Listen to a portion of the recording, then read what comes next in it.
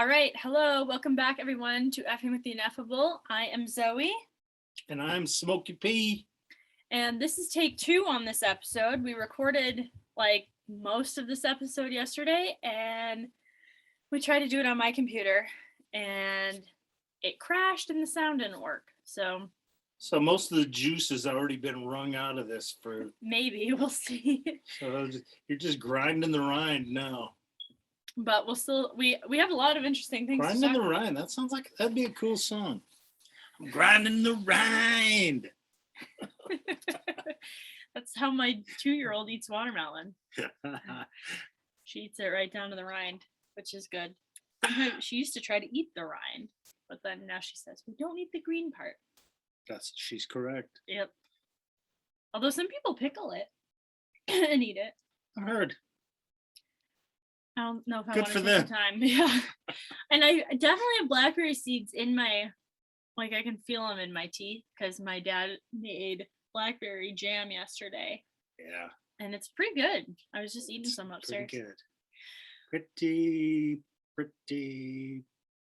good. All right. Should we get right into it? That's my Larry David impersonation. Yeah, let's do it. Okay. Where we start? Well, the first thing we talked about yesterday was Cuba. Cuba. Should we talk about Cuba again? Cuba Libre. Yeah, we were talking about the kind of, this is going to be like a mostly things that are happening in the news episode. Mm-hmm. Which yesterday we talked about your news that we were broadcasting from your house yesterday. Yeah. Now we're back in Joe Biden's basement. So. Yeah. I don't know. There's not much in my house, so the background isn't much better. But this is a little more dank in my room. We got the dehumidifier working. We have it on pause right now because it's loud. Supposed to be de-dankifying the place. All right, so so Cuba. Things that are happening in Cuba. I mean, I brought it up because I think it's definitely a libertarian topic. It seems like a lot of the issues that are happening there are related to obviously the communist government and the lack of, I mean, yeah, the how they're not taking care of their people in the way they need to.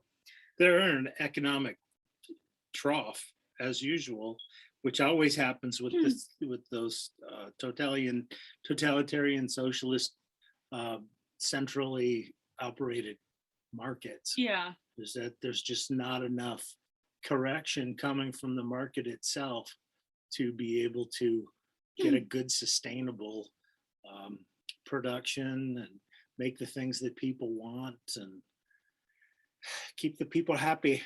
Yeah. It talks about how people for a while now have been lining up around the block to try to shop in a store that doesn't have anything available.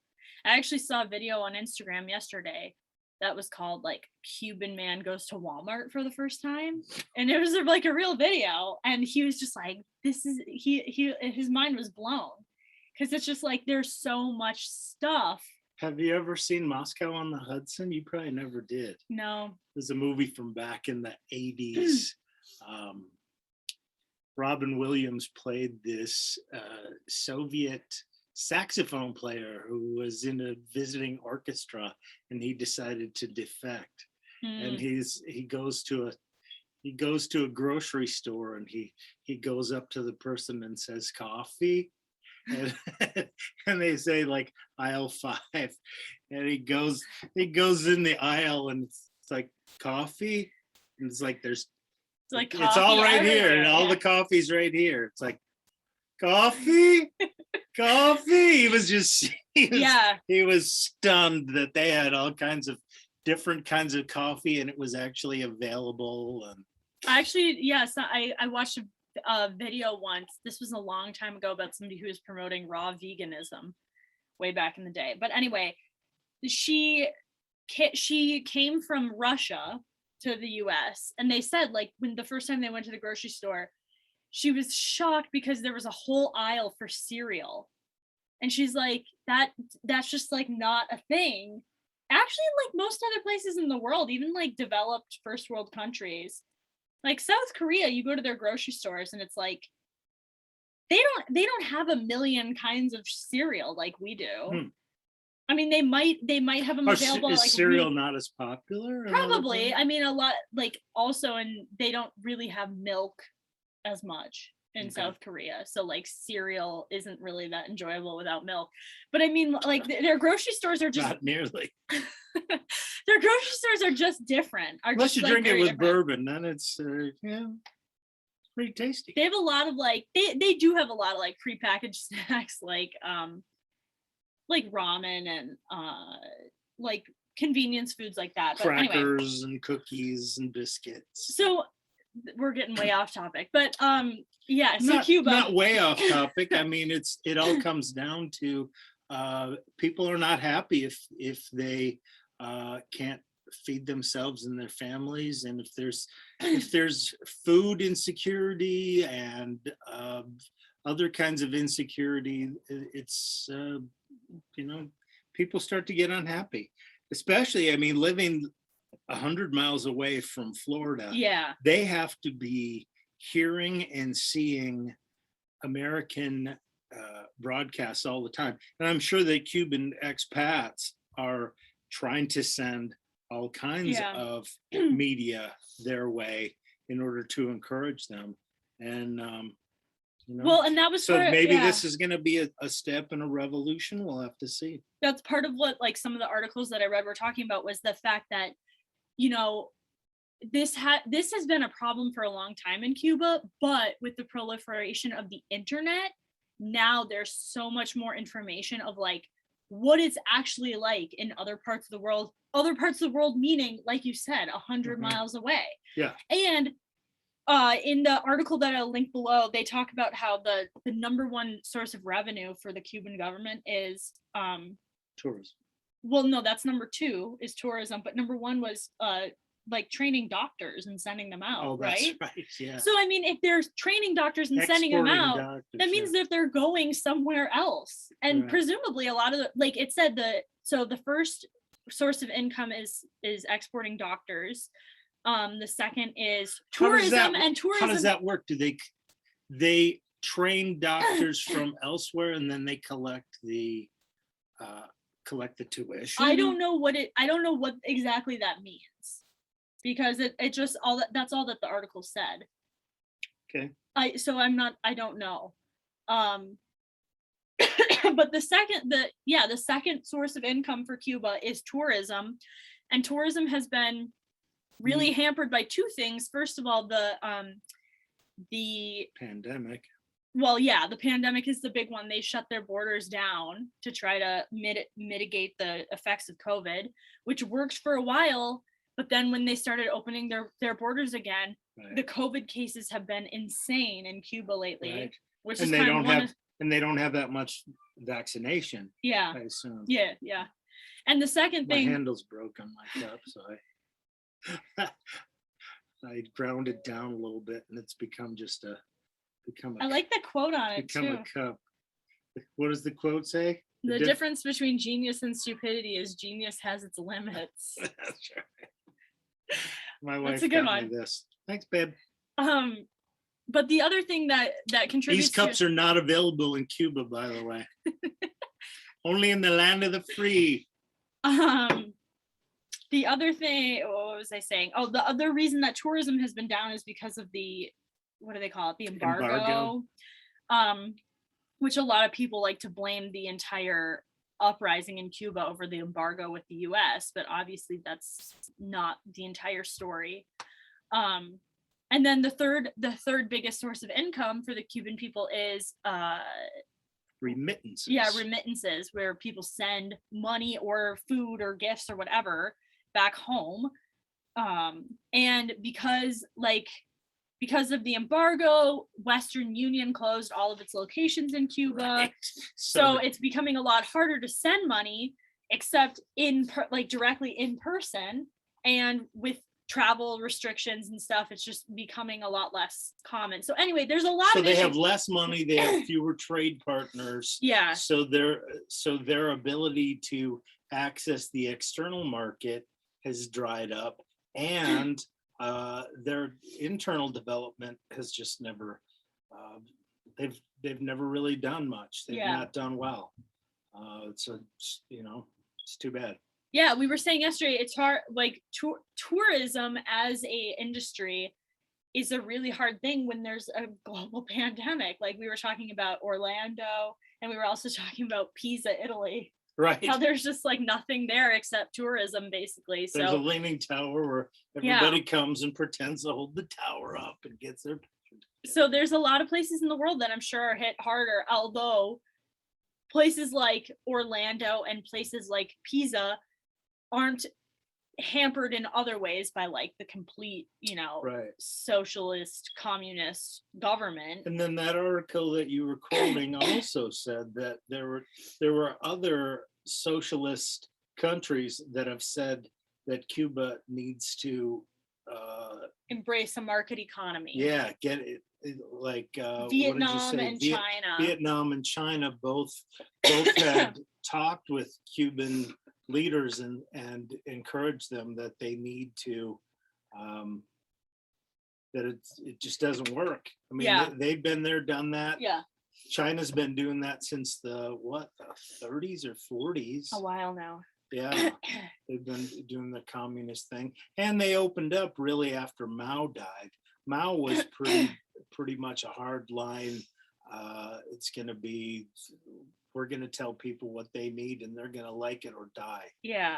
And it seems like they've kind of lightened up a little bit and established a few more free market possibilities. There's some Chinese billionaires now, that's kind of unheard of in a communist society, because people are not usually able to amass wealth unless you're in the government. Right.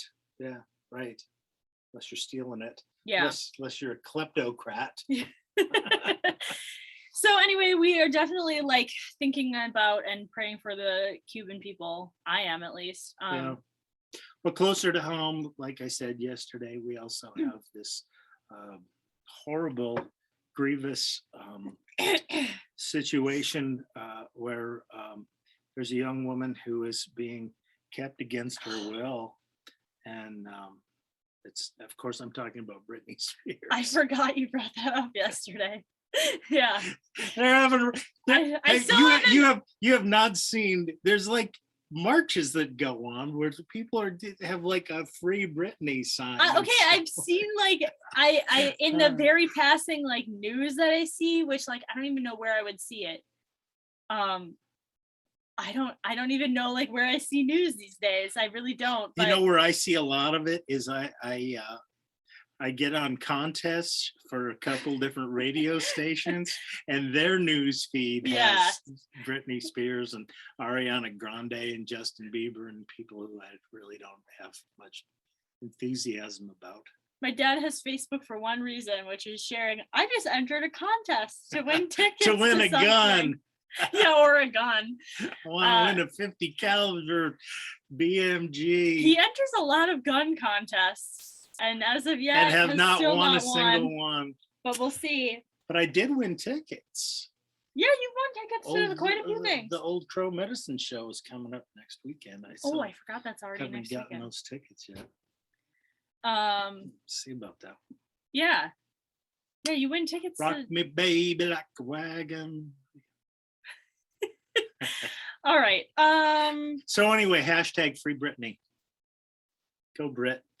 The situation with Britney Spears is really people don't understand that when people get adjudged to be incompetent to handle their affairs, other people are put in place, and once you're able to reestablish that you have regained competency, the conservatorship should end. clearly that process has not been completed. She's not been shown to be competent to manage her affairs. So once again, I don't know anything about this news story, but is it because she hasn't been able to demonstrate competency like in a legal manner, or are they apparently like thwarting the legal system? At one point she demonstrated incompetency. She was off the rails. Yeah.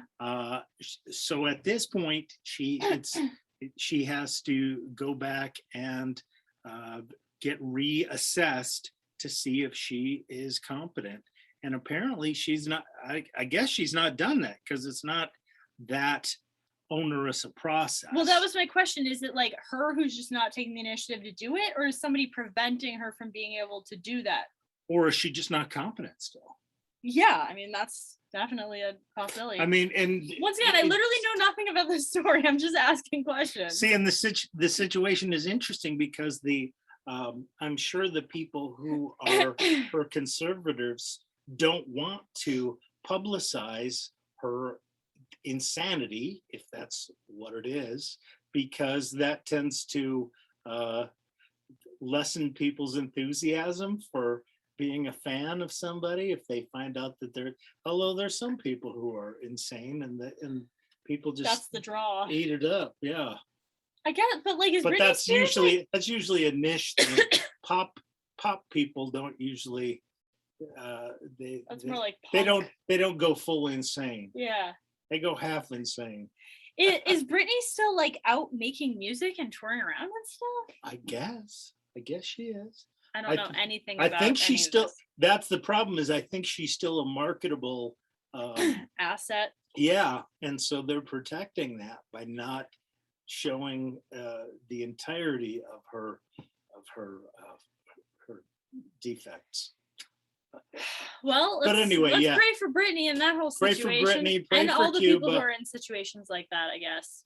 Yeah, I've known some people in my work through the mental health field who've had payees. This is what they're called. People who get the benefits and administer them for the people because otherwise they just don't take the responsibility to pay their bills and do all the things that it takes to be a responsible citizen. So somebody else steps in and does that for them, takes responsibility. My husband and I were talking the other day about how when people plead insanity, they think it's like gonna get them off of like, heinous crimes and stuff. It just gets you in a deeper hole. And we were saying like deeper hole where the voices are more terrifying. Yeah, I was talking about like One Flew Over the Cuckoo's Nest. I was like, right. That's a good example of why that's not a good strategy. Right. Anyway. Because at the end he's a veg. Yeah, exactly. He's completely vegged. Yeah. Okay, do we want to talk about Randall Patrick McMurphy, was he actually insane? Or was he just playing insane and trying to use the system that way? I think it's ambiguous. It's honestly been so many years since I saw the movie, and I've never read the book, that I can't remember what the implications are. But it's hard to know if he's actually my insane. Feeling of like having seen it several years ago was that I got the sense at the beginning that he was just kind of playing the system. Yeah. But he makes some terrible choices in the context of that movie. So are those terrible choices, is that insanity playing out, or is that just irresponsibility, or and like where do you draw irresponsibility the line? In insanity indistinguishable? Yeah, like where do you draw the line? Like where do you really draw the line between somebody who like would murder somebody else? Mm-hmm. Like I feel like you have to be a little bit insane to want to murder somebody, to actually go through with it. Like a premeditated murder? Yeah.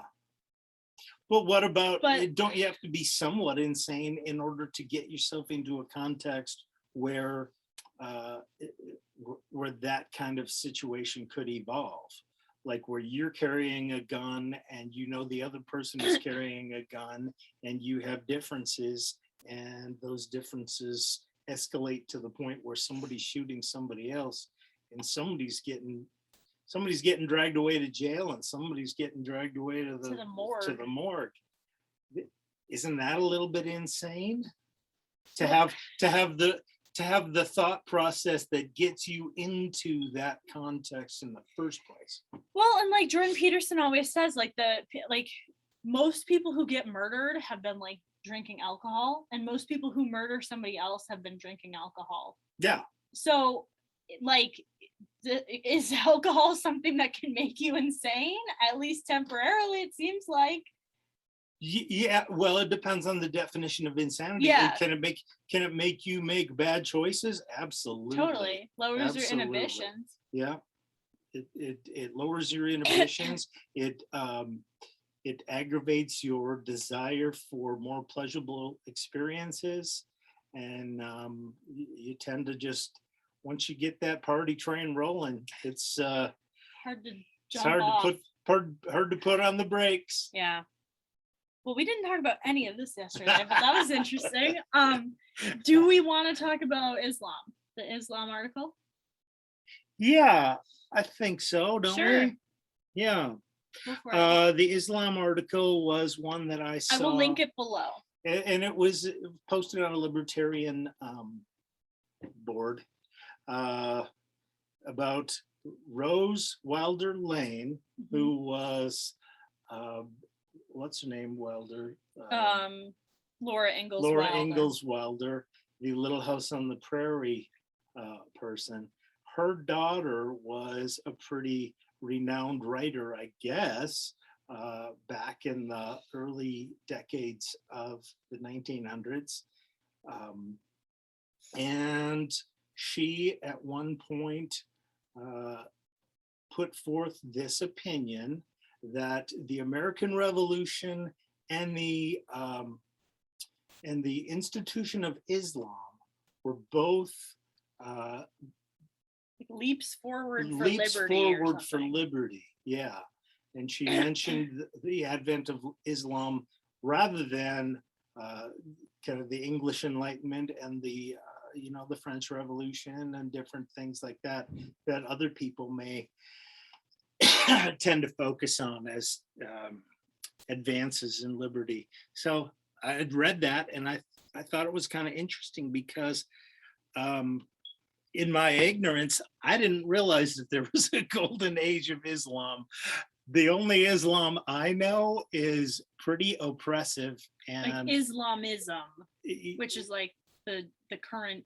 Is that what it is? I think that's what they call like the current day kind of push for like, making Sharia law like the law in certain countries. Mm-hmm. I think they call that Islamism. See, once again, this is something where I'm like really out of my depth about this topic. I know a little bit about Islam. Zionism or something like that. Is it like, so it's like an extremist form of it. It's a governmental, it's a political stance rather than a religious stance. I'll Google it. But I know, I mean, like obviously there are people who I met people who were Islamic. I was actually part of the Muslim Student Association at NMU for a while.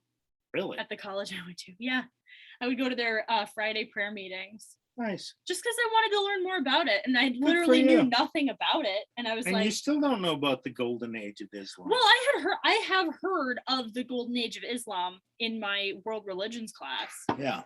I can't tell you much about it. I know that there was apparently a flowering of cultural and scientific and all kinds of different advancements that were taking place, and there was a lot of push toward seeing all men as brothers, which is certainly that's part of the whole Christian egalitarianism. So libertarianism is seeing all men as brothers, and that there can be no masters, there can be no slaves, that all are equal. And they did quote something from the final sermon of Muhammad, who basically said no one is better than anyone else. We are all servants of God with equal standing, and nobody can make any claims other than through piety to be closer to God. So you're all just trash. Get used to it. Well, and there are definitely like Doesn't matter whether you're on the top of the pile or on the bottom of the pile, you're in the pile. There's definitely things about Islam that I appreciate, like the religion itself. This says, just to define our terms, Islamism is the Islamic militancy or fundamentalism. And it says it's a political ideology defined as the belief that Islam should guide social and political as well as personal life, a form of religionized politics and an instance of religious fundamentalism. Mm-hmm. So that's what I'm talking about like, so you know, a lot of what we talk about Islamophobia. They're still in that phase, which is what that was the phase that Christianity went through back in during the Crusades and all that kind of stuff. During the Crusades, yeah, when kind of the gold. Yeah. I get that was actually after the golden age of Christianity. I think that was the downfall of Christianity. Where we take it too far. Was when it became instead of an invitation to holiness, a command for obedience. Yeah, a forced way of life. Imposition. Which is what the Islamism sounds like it is. Well, and I was saying, like, you know, I have met people who were Muslim who are just devout people who want to try to get holier and like worship God and serve God. But then obviously most of what we see in the news about Islam, it's the same thing with, most of what we see in the news about Islam is like, you know, Middle Eastern Islamism, the Sharia law, like not the good kind of Islam in my mind. Mm-hmm. But it's the same thing I was gonna say with like with any religion, with Christianity. Right. When you see Christian in the news, in the mainstream media, most of the time it's like, something. Oh, what did they do now? Yeah, exactly. Most of the time it's something negative, and it's the same thing with Islam. It's the same thing with probably any other religion. It's mostly in the mainstream media depicted as a negative thing. Right. So yeah, anyway, that I think that's an interesting concept. I do appreciate about Islam the fact that they have serious devotion to God. The people who are like actually pray 5 times a day. It's almost as many as the monks and nuns do. Well, and their tithing is like intense. It's like their tithing is intense. Their duties to other people and to God are they take them seriously. So their faith and their charity and their fasting. Yep. Their fasting is hardcore. Yeah.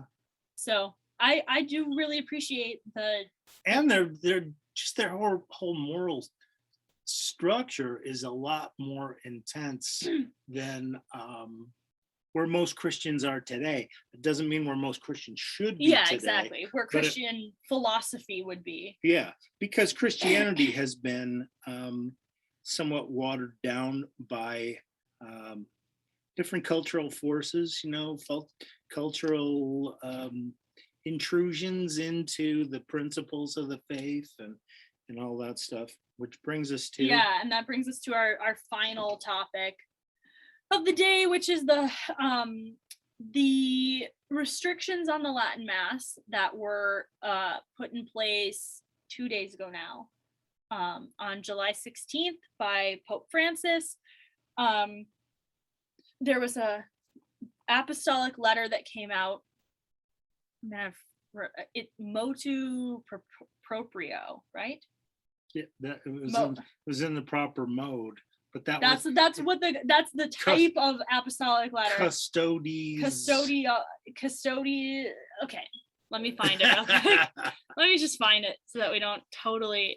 See, and what she's saying is we ought to all get back to knowing Latin. I know. And yet, I'm not saying anything about learning Latin. I'm just saying. So he issued this Traditionis Custodes, which is guardians of tradition. Yeah. So this is a as we said yesterday, actually I'm kind of glad that we recorded this first yesterday and now we're recording it again today, because I was much more like angry about it yesterday. We got all our vitriol out. Yeah, so now we can kind of talk about it more clear-headed, but we could be a little more charitable. And as I said yesterday, I do think that the way that this is going to be implemented and the speed at which this will be implemented is going to vary across the world. So because it was given to the bishops to decide.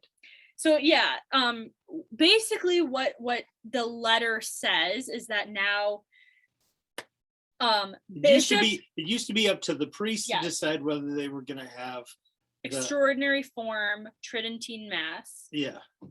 And now, which used to be the ordinary form until 1955 is when liturgical reform started, but 1965, 69, it's kind of all in the decade of like 1955 to 1970. All of that was like a big period of change where things were being slowly changed and implemented as a response pretty much radically changed. Yes. Well, they were slowly changed over that time, because even the changes even started in 1955. Slow relative to what? Relative to the 1500 years of Christianity that preceded it? Okay. I'm just saying, like, they didn't wake up one morning and everything went from like Tridentine Mass to the Novus Ordo as we now know it. Right. Like, but yes, it was over, I would say, probably a 20-year period that all of this changed. And that is a very short time in church history. Yes. So yes, it was a very short time relative to. But it was a time of great cultural change generally. Yeah. Yeah, the 60s was But the church had been pretty good about resisting getting pulled, being the tail rather than the dog. Yeah. In terms of cultural principles prior to that. And I do want to say right off the bat, I don't think that Vatican II was illegitimate. I don't think that we should ignore Vatican II. I think that Vatican II made changes that were implemented in a way that I don't agree with. That still need to get sorted out. Yes. It's only been 20 years in the realm of creation. 20 years is a blink of an eye. Yeah. So anyway, it used to be up to it used to be up to each individual priest whether or not they as of 2017, when Pope Benedict issued Summorum Pontificum or whatever it's called, another apostolic letter, individual priests were able to decide for themselves if they wanted to offer the Tridentine Mass or not. And now what Pope Francis's new letter is saying is that bishops have to give authority to priests to be able to celebrate the Tridentine Mass. And I believe that the bishops also have to get permission from the Vatican. So there's layers of bureaucratic permission that need to be accessed before you can even say a mass in a way that prior to 1955 everybody said every day. Yeah, it's kind of interesting that it's gone from being the standard to being very restricted, almost outlawed. Yeah, because another one of the major, what I think is one of the major restrictions, which is making this almost seemingly impossible to actually go on, is that you're no longer allowed to celebrate the Latin Mass in a parochial church. Right. You now have to have a dedicated place. Like, they don't make it clear. But you can't build a new dedicated You can't build a new church to have the Latin Mass. But you can't use a parochial church. Right. But you have to use a church. Yeah, of course, it has to be in a church. So it's very confusing. Like you should all go read the apostolic letter because it's very short. I find it kind of confusing just in terms of like, how will this actually, like, how are you supposed to what do does that that mean then? Yeah, what if you can only hold it if you can only hold it on the moon, but you can't travel to the moon? Yeah, it's basically okay, impossible. you're essentially prohibited. Exactly. And so there are other restrictions saying, like the first one being anytime that they have the Latin Mass, it has to be, you have to make sure, like the Pope wants to make sure that these people are not rejecting Vatican II, that they're accepting Vatican II. And that was the whole impetus?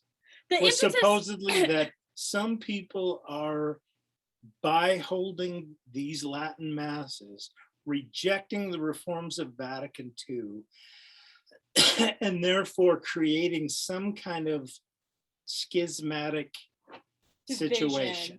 Yeah, the where some people don't believe that Vatican II was legit, and some people do. And the Latin Mass became the currency by which that was expressed. So I don't agree with that. I would think that some people do think that that's the case. The stated reason for these changes was that in 2020, the Vatican sent out a questionnaire to all the bishops across the world, asking them questions like, is there demand? Do you do Latin Mass? Who wants to do it? Yeah. Is it mainly is it just on the one initiative priest, of the priests? Or is it from the demands of the people? Yeah. So he was asking these questions of people. Question that should have come before that is, does that matter? What's wrong with the Latin Mass? Why would we even question the motives for it? Why do we need to question the motives? Yeah. If some people have bad motives, that's on their conscience. Yeah. That's on their conscience. It's the same thing as when people use natural family planning. Yeah. Do some people use natural easy for me to say? Do they use it with a contraceptive mindset? Sure. Totally. Sure, some do. And is that contrary to the intention, the spirit of the thing? Yeah. So and if people attend a Latin Mass as a way to say, screw you, Vatican, then it's completely contrary to what we should be doing. We should be praying for the Vatican. We should be listening to them. We should be talking with them. We should be working things out. And I do I think this imposition of a prohibition on the Latin Mass is a poor solution to a non-problem. And he says that the reason he did this is because he feels that the Latin Mass is a divisive thing among Catholics, which, yes, there are some people in the Catholic world who reject Vatican II, who say it was illegitimate. And I think that that's wrong. I am somebody who loves the Latin Mass, who finds it I think it's a more proper form of worship of God. We just at Mass today, I literally wrote this down. I was like, this is so good. The bishop, or not the bishop, but the priest said, we don't come to Mass to get things out of it. We come to Mass to give things to God, to give worship to God, and to rest heart to heart with Jesus. We have a heart to heart with Jesus at the Mass. And it's like, you can do that at a Novus Ordo Mass, or you can do that at a Latin Mass. And there's a lot of people who have made good arguments for why the Latin Mass is a better form of worship. And I agree with a lot of that. I don't think that means you have to reject Vatican II. I think you can say Vatican II was implemented in ways that was not good. What do you mean a better form of worship? And I think that's where part of the problem comes in. There's more meaningful to you. It doesn't matter what I get out of it. There's just more you prayers. Feel like you can give more proper worship. There's more focus on God. In my experience of the Latin Mass, which once again, this is not about my experience. This is about what it is oriented to. Think about the term ad orientem. We say ad orientem when the priest is facing the altar. We are oriented more toward the worship of God in the Latin Mass. Once again, this is my opinion and my experience. We are more oriented to worship of God than toward a performance for us. Mm-hmm. When you're making like the songs that you want to make, like anytime you go to a mass and people are clapping for the musicians afterwards, you can be assured that those people are feeling like it's an experience for them. Mm-hmm. I think. Like, thank you for doing this for me. Yeah, like, wow, you really entertained me with that music. Mm-hmm. Now, that doesn't mean that that's the musician's fault, but I do think that that's an attitude of the people going, where it's like, we need to praise the people who are doing that. And is that an attitude that stems from the changes that took place in Vatican II? Or just from the way that got implemented? Whether that was the spirit intended in Vatican II or not, that's somehow, that has been implemented. A consequence of it. There has certainly been it's become much more of a social gathering than a worship. So if you think about the experience of the Latin Mass, in a low Mass, which is the only Latin Mass that I've ever been to, there's the High Mass, which is the sung Mass, Missa Cantata, and then there's the low Mass. The low Mass is almost all silent. The priest is saying everything silently in Latin, facing away from the people. So you are sitting there in contemplative worship, and you are experiencing what's happening, but it's not geared for you to hear it. It's not for you to hear. It's not for you to see. Like, there are people who I read a book earlier in the year. I talked about it on an earlier episode called In This House of Breed, which I really liked, but it was about a convent of nuns who were living during it takes place over several years, but it's happening during this time of reform in the church. And some of the people are saying, I am excited about these changes because I want to be able to see what's happening during the Mass. And I want to see, like, I want to know what's going on because he's going to be saying it in English for me. Because I want to know what's going on. And then there's other people who said, I feel like it will be a performance for us. He's turning around and doing this toward us. Mm-hmm. He's not facing the altar. He's facing the people in a Novus Ordo. So anyway, I do think that the Latin Mass is more oriented toward a proper worship of God. Feel free to disagree in the comments. It just has it built right in. Yeah. And obviously, the traditional Mass, we weren't around to see it evolve and to become what it became. Yeah. But it became that way because it was reflective of what was considered to be a proper spirit of worship at that time. Yeah. A reverence, a devotion to God. And we were there to serve God. We were there to offer service. Yeah. And one of the other points that I made yesterday, which I think is really important, is that the stated goal of these reforms is to unify the church. And I said, like, what we need to actually unify around is the truth and principles of the truth, that we care about the Catholic faith. And part of that is, like, as I said, 72% of Catholics now don't believe in the true presence of the Eucharist. And, like, we are having massive swarms of people leaving the church because they no longer believe, especially young people leaving the church because they no longer believe the doctrines of the faith. And I think that I do think that though that is a development that has happened since the 60s. Now, is that entirely because of the reforms of the church? No, I don't think it's entirely due to that, but there's changes in the culture too. I mean, yes. And the history of God's people has been such that people fall away, people come to ruin on Yeah. their own Yeah. because they turn away from God and they refuse God's help, they refuse God's counsel, Yeah. and they fall apart. And then they turn back to God. They say, They repent. what's different? Why was it so easy for Yeah. our great grandparents to live life and to love each other? What's different?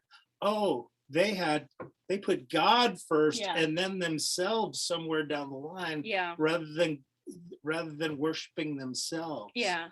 Oh, okay, we better get back to worshiping God. And so they came back to worshiping God. And we don't know how the Mass came to be. I don't know how the Mass came to be what it was in the first place and how many changes it had to go through early on. I know that it was kept in a pretty strict rubrical fashion for centuries, if not millennia. 1500 years, because it basically developed in the 400s. Yeah. Into the form that was the Tridentine Mass. And that was the golden age. Yeah, that was the golden age. So we're well past the golden age now of Christianity. Yeah. You can't possibly claim that this is the golden age of Christianity. Certainly. Yeah. I mean, not especially a just lot of people say it's a post-Christian world. Yeah. Which I think for a lot of people it is. Ways. And unfortunately, it seems that rather than fighting against that and saying, you can do what you want. You can serve whatever gods you want to serve. But as for me and my house, we're going to serve this. Yeah. So rather than do that, we keep saying, oh, no. Wait now. If the Latin Mass is offending you, we'll get rid of the Latin Mass. Well, and it's not even snowflakes. Come on. I don't think this is a safe place for you. I don't think it's necessarily we won't about say anything. We're going to change the pronouns. All right. We're going to start calling God they. Okay. We don't have to take this too far. I mean, like, I don't think that this is I want to believe even the remotest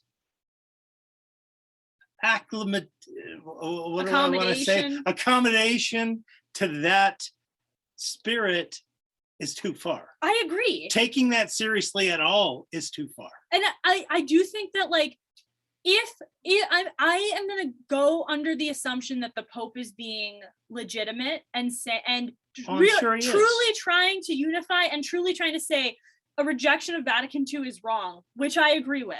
Mm-hmm. I just think that, once again, the implementation of it is bad. I think that the answer is not to say we shouldn't have the Latin Mass anymore. It's to say you can still have the Latin Mass, but you need to have it in a right orientation, ad orientem. Mm-hmm. You need to be in union with the church. And I think that in Novus Ordo, we also need to be in union with the church. And I think ignoring that is a big problem too. The other point that I wanted to make about unifying is that, as I said, right in where we live, the church is extremely divided between people who speak English and people who speak Spanish. And I've lived in different places where there were other languages that the Mass was celebrated in. Occasionally Polish. Father Dan would do Polish sometimes. And I had in Madison, Wisconsin, where we lived, there was a decent Korean population. They would have Korean masses there. And when I went to Korea, the Mass was in Korean. When I went to Italy, the Mass was in Italian. The way to unify, that we were all unified for 1,500 years as Catholics all across the world, was having a universal language for the church. And as we even said yesterday, the article that I'm reading, that letter from Pope Francis was not written in English. This is a translation from Latin. Right. Like, this is the universal language of the church. And not even Pope Francis is ignoring that. So the fact that, like, but if they want to find a universal language and they want to change the universal language, that'd be fine. Do that, but have a universal language, whatever that may be. If it's going to be Spanish, if it's going to be Mandarin, if it's going to be Korean, if it's going to be, I don't know, So Navajo. I and a lot of Latin mass advocates would disagree with that. They say that Latin is a sacred language because for several reasons. First of all, because it was the universal language of the church for 1500 years. But second of all, because the inscriptions on the cross were written in, I believe, 3 languages, which was Latin, Greek, and Hebrew. I could be missing. So we could something. go with Hebrew. I don't know. I'm down for Hebrew, but I do. There are other arguments for why Latin is a good. But here's another reason why Latin though. Another reason for Latin is because it's a dead language. The language of it doesn't change. Right. So in English, things change all the time. Like we were just saying, people now say bet. Like people there's a lot of slang that's just changing all the time. And we're like, I saw a bunch of different new words that got added. Yeet. Yeah. Yeet is now added to the language. Okay, that's what I'm saying. English, Spanish, Chinese, all of these languages are changing and evolving because they're living languages. Latin does not change because it's a dead language, and that's a good thing because when you say because God does not change. The nature of God does not change. And the nature of the mass shouldn't change. Even though the culture swirls and confuses and confounds and intoxicates us all, it changes constantly, and you can say things that are square and not even realize it. I often say, like, probably the word square is something. It's a little outdated now. Is something that people would look. My kids would look at me funny, and it's like, square. How is that a adjective? So that means anything? Yeah, that is a benefit of another benefit of Latin. Once again, I'm not a Latin scholar. I barely know Latin at all. So there are people who would have a better argument for why Latin is better, but there's 2 of them. I wanted to read a couple quotes from the articles because I did. Yeah. I thought some of these. Well, let me just say, go ahead. Catholic means universal, and it'd be nice to have a universal language. I know that, the Tower of Babel, or Babel, or whatever it is, God confounded the languages there in order to undermine men's ambitions.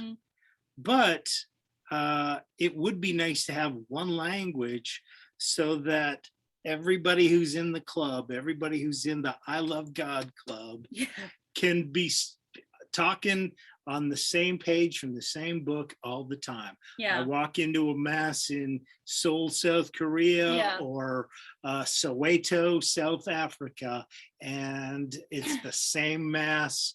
I know the responses, they know the responses. We're all together lifting our hearts, as is right and just. And even more close to home, like I would love to be able to go to a mass. As I mentioned yesterday, the people in our community who are like the Spanish speaking Catholics seem to be more, as a whole, more devoted to God than a lot of the English speaking population. Devout and pious. Yeah, and I would love to be able to worship with those people because I feel like I have more in common with them than a lot of the cafeteria Catholics, so as you said yesterday. Learn Spanish. Why can't we all just learn Latin? Why can't we all just learn Latin? Because some people can't learn anything. Okay, but guess what? We're in the post-learning part of culture. It's so easy people to get can't a be missile. Told anything. They just assume stuff. You can get a missile that's Latin on one side and English on the other. I have one of them. It's great. Yeah. I go to the Latin mass and I say, I don't really know what's going on, but I look over on this side and it's like, okay, I can follow in English. Too. Yeah, exactly. And like anyway, okay, I'm gonna read these quotes because we gotta wrap this up. A little hyper about the Latin.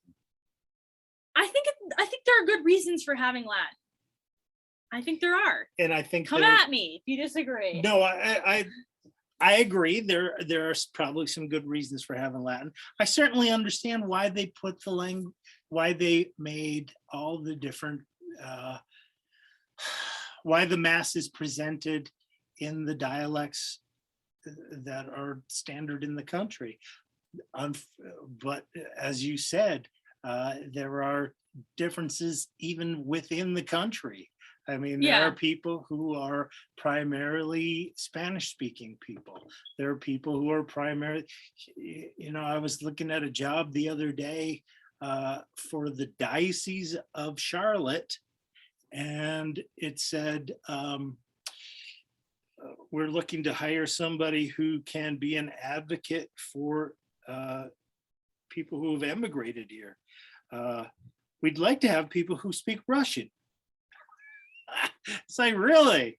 We've got that many Russian emigres? Yeah. And there's like African emigres too, yeah.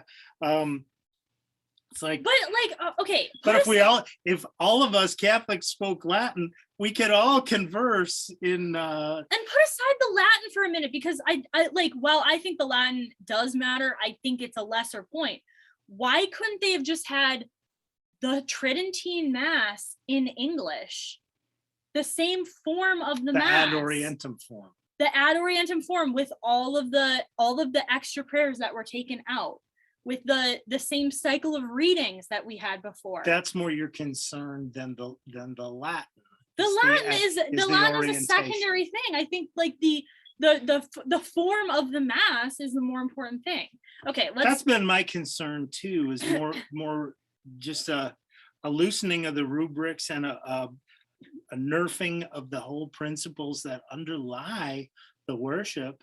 And it's become Catholicism for dummies. It's going to the least common denominator, which is again one of those, what does Ben Shapiro call it? The soft bigotry of low expectations. Soft bigotry of low expectations. We don't expect much from people who come to Mass anymore. And I think we don't expect them to know their prayers. Yeah. We don't expect them to know how to behave.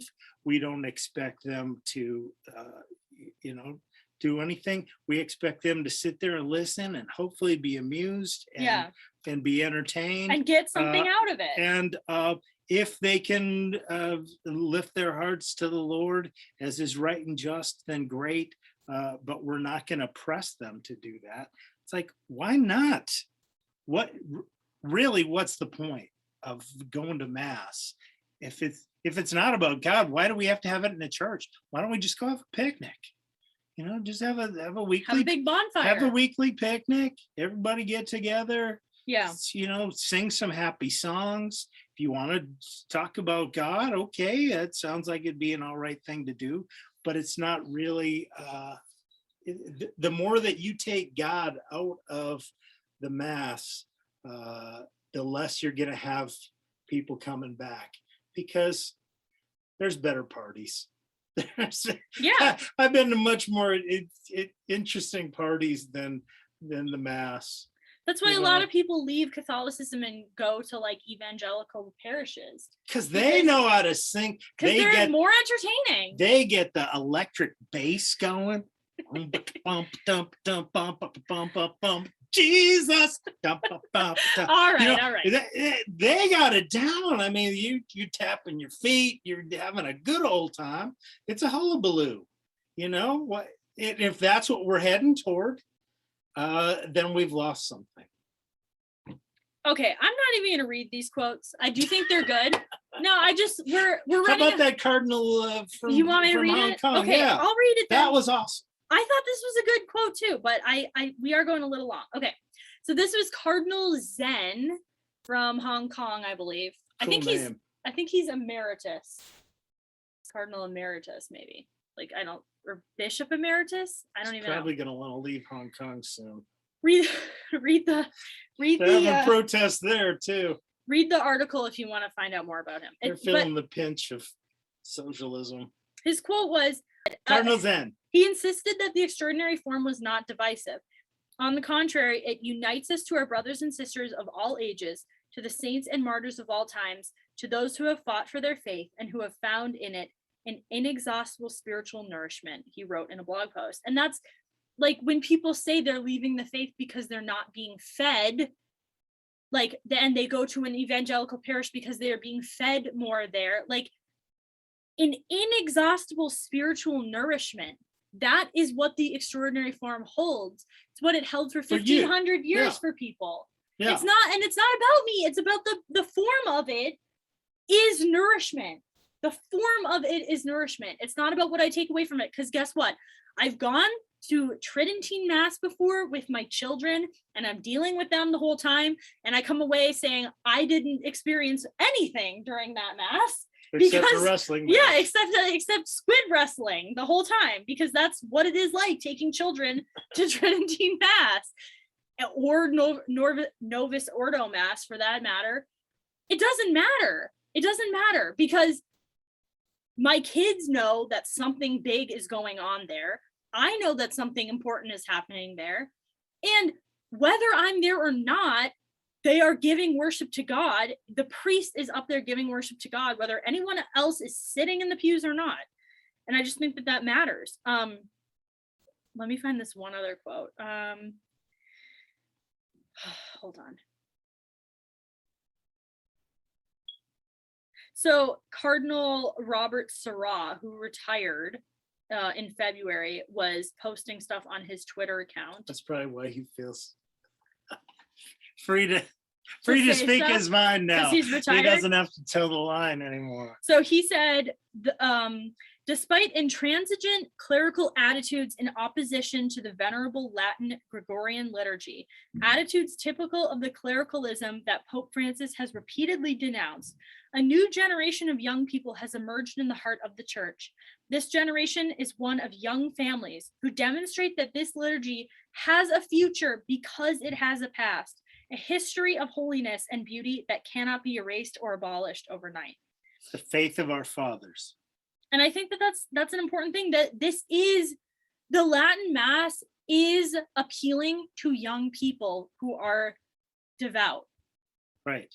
Who are looking for something different. They're not looking to be accommodated. They're not looking for a soft rock show. They're looking for worship. They're looking for truth. A worshipful,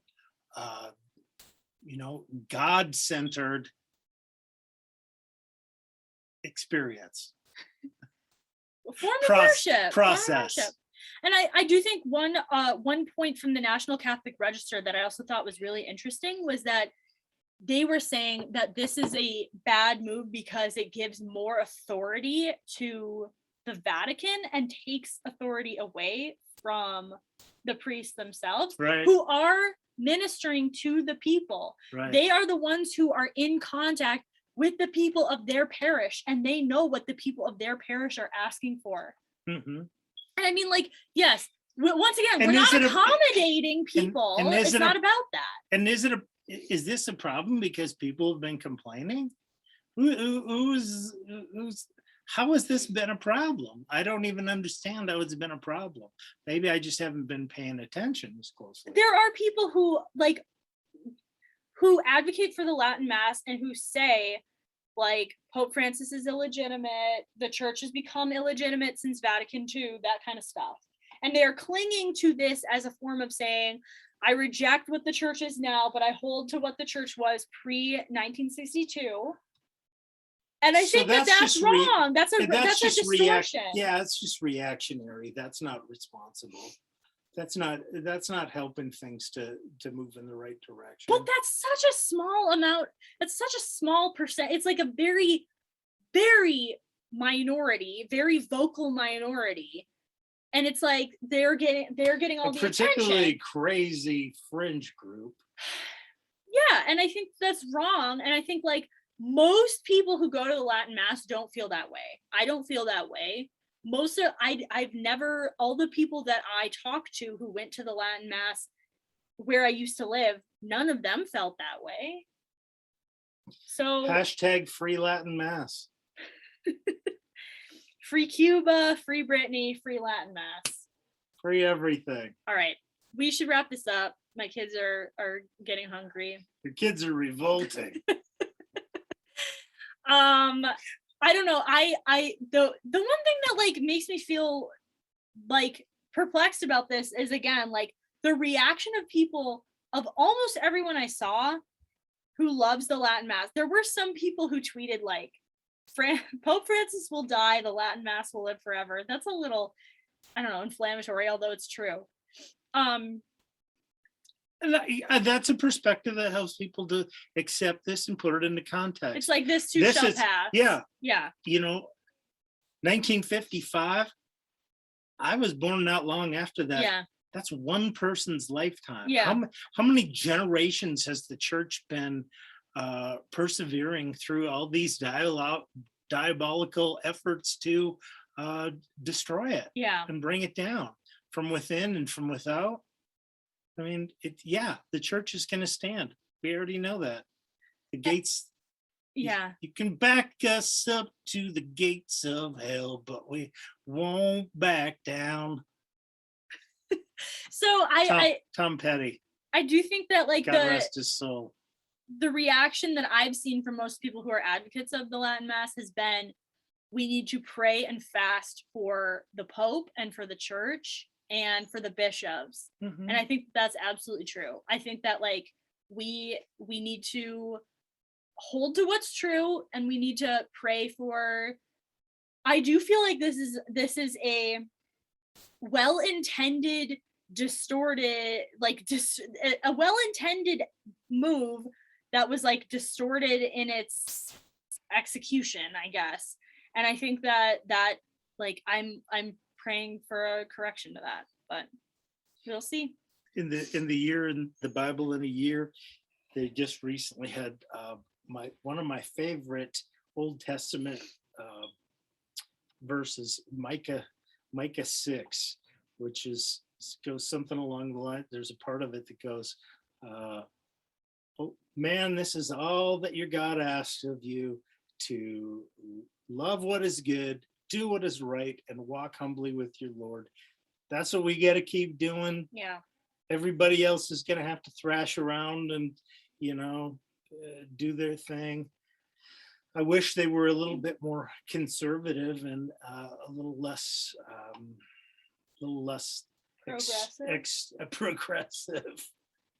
progressive. Yeah, I don't think this is this is progress. I think, but it's certainly in one way, it's going to bring people who have strong opinions to the table, talking about things. Hopefully we'll be able to sort it out.